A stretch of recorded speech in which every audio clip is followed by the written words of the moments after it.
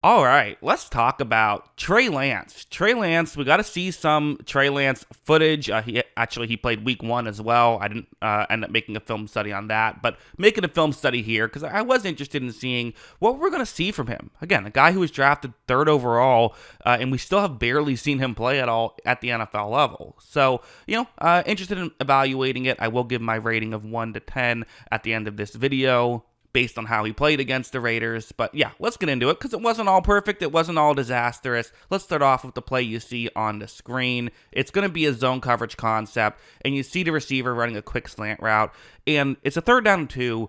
And these are the plays, although I have to say, kind of more of a, I don't know, feels like a 3rd down and 3, really. But either way, 3rd down and short right now.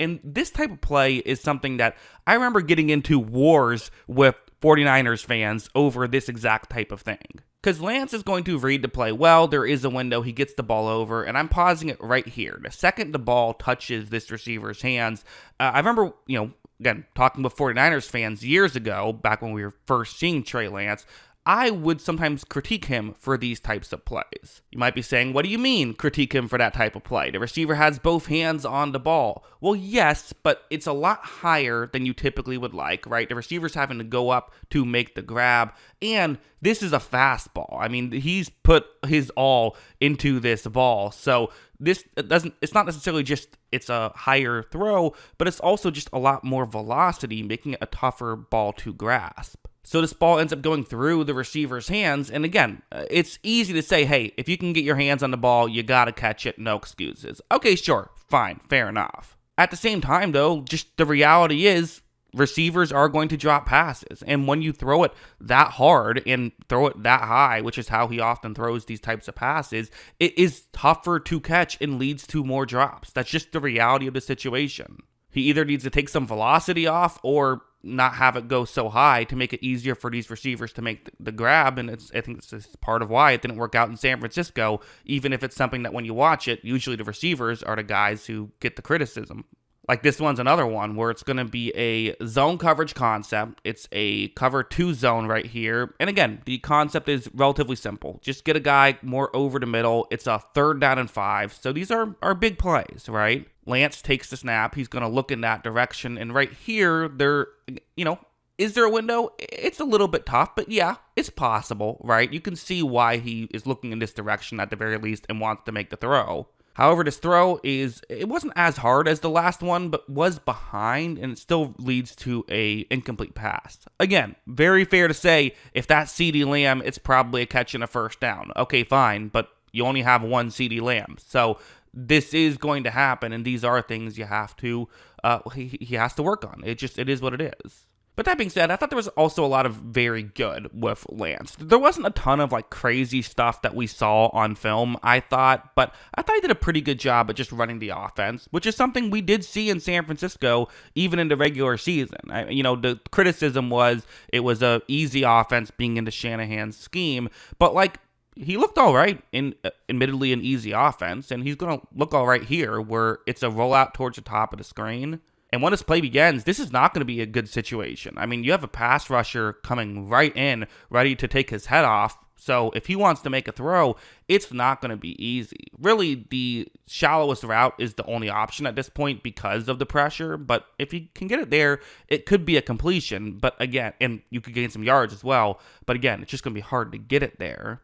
However, Lance does get it there, is able to have enough arm strength, and again, the arm strength has never been in question, right? Is able to have the arm strength to throw while under pressure, get the ball over there. This is more of a difficult play, but he was also doing these more simple plays as well, which was certainly nice to see.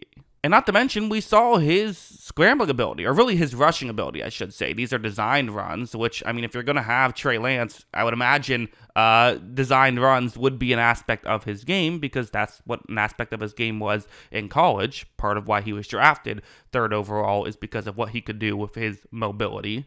But a play like this is a simple one, where you're going to fake a handoff to the running back, moving more towards the top of the screen on this 3rd down and 1, and then Lance will keep it himself, run more towards the bottom of the screen. Okay, simple enough. But I've circled a Raiders player in white right here. Watch how when Lance runs this play action, he's starting to move towards the bottom of the screen, but honestly, the Raiders edge rusher doing a pretty good job, right? He's not really getting himself too out of position, didn't get fooled by the fake too much and is in position to make a tackle on Trey Lance. So, again, not an easy situation.